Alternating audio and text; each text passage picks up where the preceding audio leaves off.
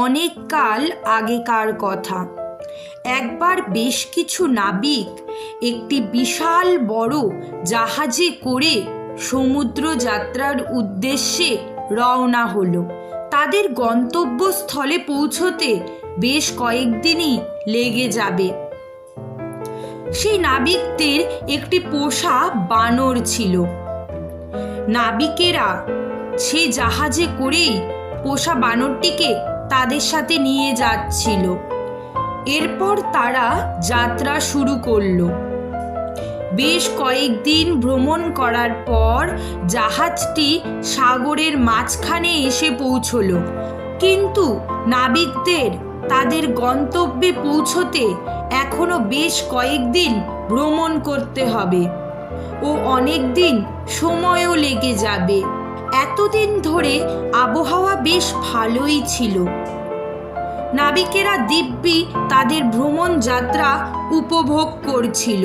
কিন্তু একদিন হঠাৎ করে প্রচণ্ড ঝড় বৃষ্টি শুরু হলো।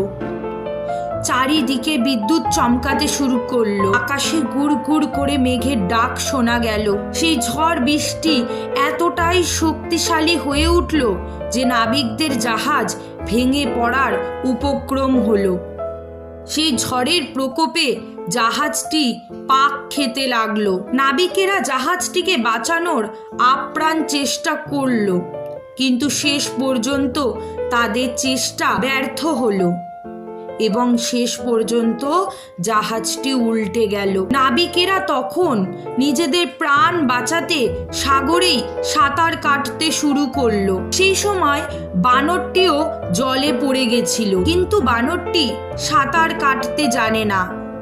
সে ধীরে ধীরে ডুবতে থাকে আর তার সামনে মৃত্যু অপেক্ষা করতে থাকে। তখন কোনো রকম সাহায্য না পেয়ে প্রাণ বাঁচানোর জন্য বানরটি চিৎকার শুরু করলো, বাঁচাও বাঁচাও, আমাকে কেউ তো বাঁচাও।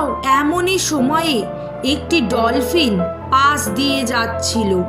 সে বানরটিকে ডুবে যেতে দেখলো। তখন সে বানরটিকে বাঁচানোর জন্য তার কাছে গেল এবং বানরটিকে পিঠে বসিয়ে নিল। সে বানরটিকে নিয়ে একটি দ্বীপের দিকে সাঁতার কাটতে লাগলো। দ্বীপে পৌঁছে ডলফিন বানরটিকে তার পিঠ থেকে নামালো। বানরটি যেন আবার একটি নতুন জীবন পেল। তখন ডলফিন বানরটিকে জিজ্ঞাসা করলো, তুমি কি এই জায়গাটিকে চেনো? এর উত্তরে বানরটি বলল, হ্যাঁ নিশ্চয়ই, আমি এই জায়গাটিকে চিনব না তা কি করে সম্ভব?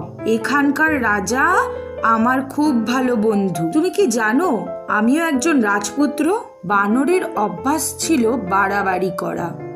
সে ডলফিনের সামনে বড় বড় কথা বলতে লাগলো। ডলফিন বুঝতে পেরেছিল যে বানরটি তার গর্ব দেখানোর জন্য মিথ্যা কথা বলছে, কারণ এটি একটি নির্জন দ্বীপ, এখানে কেউ বাস করে না। তাই বানরের কথায় উত্তর দিয়ে সে বলল, ও তাহলে তুমি রাজপুত্র? তা খুব ভালো, কিন্তু তুমি কি জানো খুব তাড়াতাড়ি তুমি এই দ্বীপের রাজা হতে পারবে। রাজা? আমি? কিভাবে? বানর অবাক হয়ে জিজ্ঞাসা করলো।